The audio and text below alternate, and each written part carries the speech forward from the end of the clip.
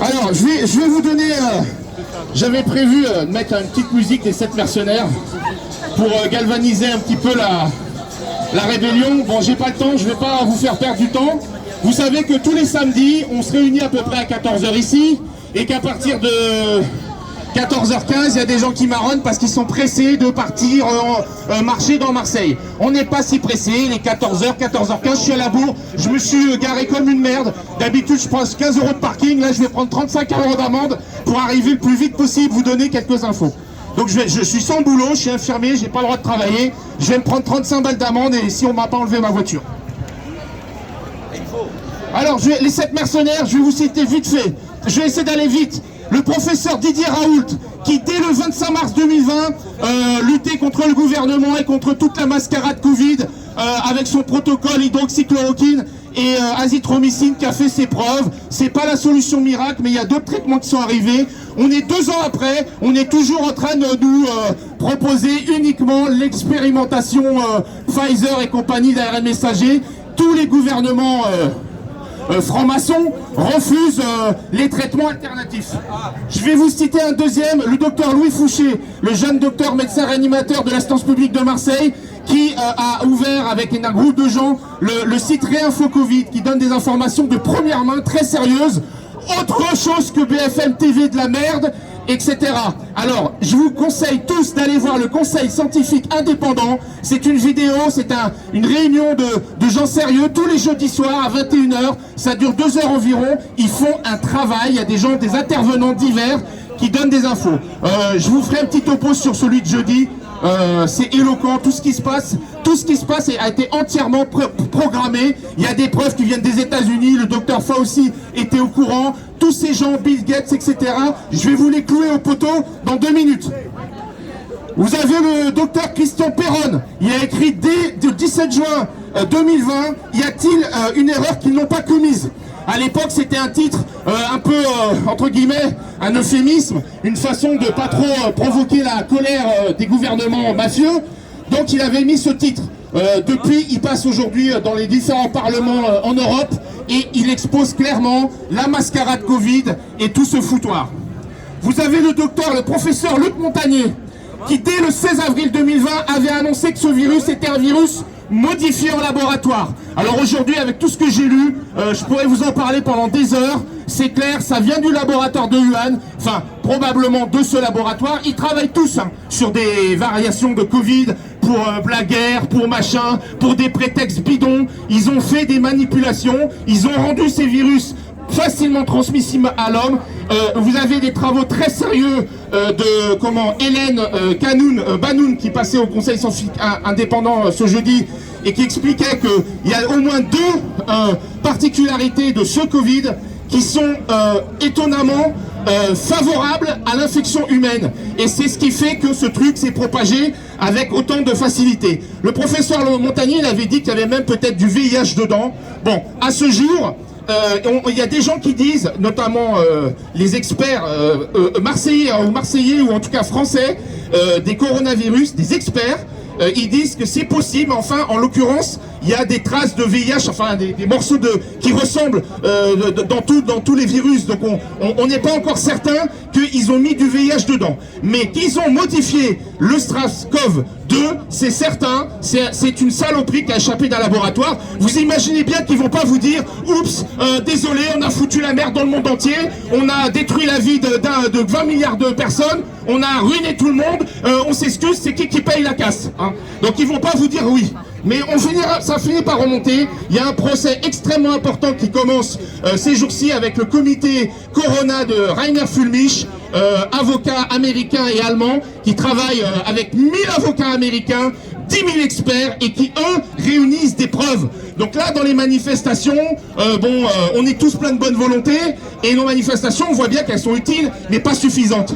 Donc il y a des gens qui travaillent pour essayer de faire avancer les choses sérieusement avec des documents, des preuves, etc.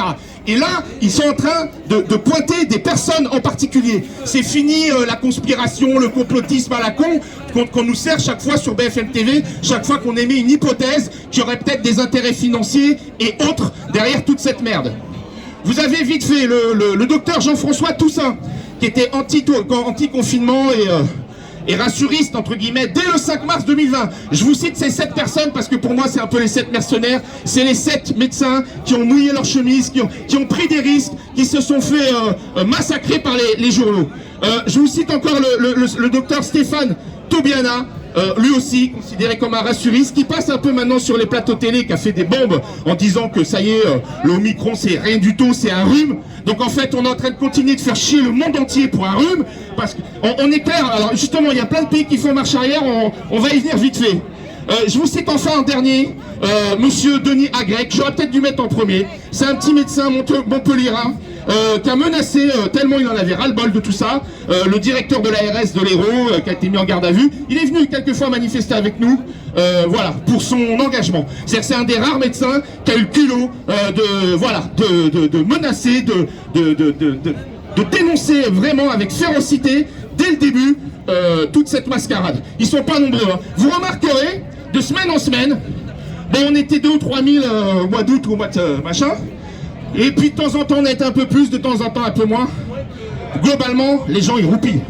Et moi ce que je fais là, j'ai bien l'impression que ça peut servir, en tout cas même à vous tous, hein, parce que les infos que je vous donne, c'est un travail minutieux de recherche, c'est pas du vent.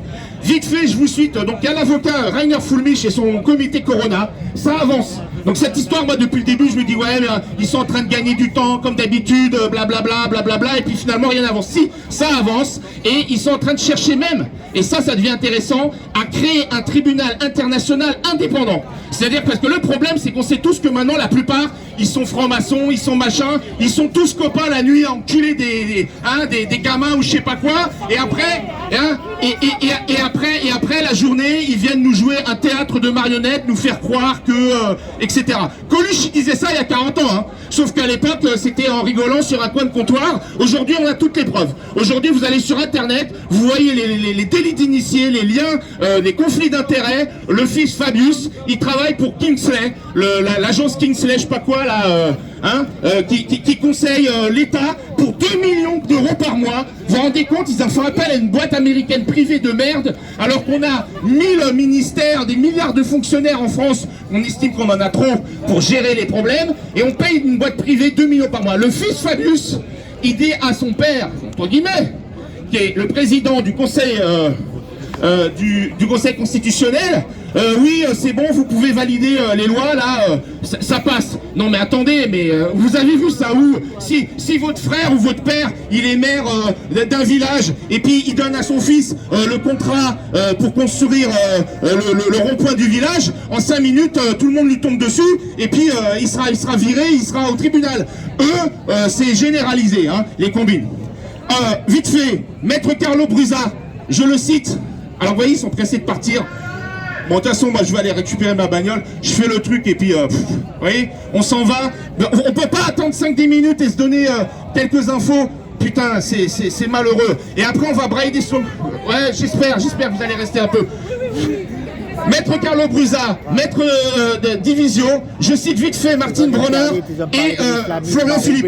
Je vais vous lire un truc, j'avais prévu de vous donner une liste de saligots, mais la liste des saligots, vous la connaissez déjà, Bill Gates, Soros, etc. Je vais vous lire un truc et je vous laisse partir à la manif. L'avenir de la vie en 1981, c'est Monsieur Attali, le roi des salopards, le chef des salopards en France en tout cas, qui a recruté Macron et qui est derrière tout ce bordel. Il a écrit dans un livre en 1980, il prétend que non, on a fait une nouvelle édition, c'est pas vrai. Je sais pas qui c'est qui a écrit ça, mais vous allez comprendre et je vous laisse tranquille. Ça dure 15 lignes.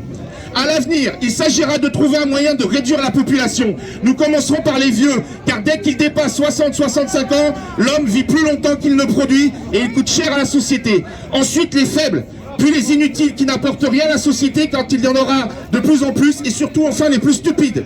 Une euthanasie ciblant ces groupes. L'euthanasie devra être un instrument essentiel dans nos sociétés futures. Ils l'ont fait, ils ont tué les vieux au Rivotril.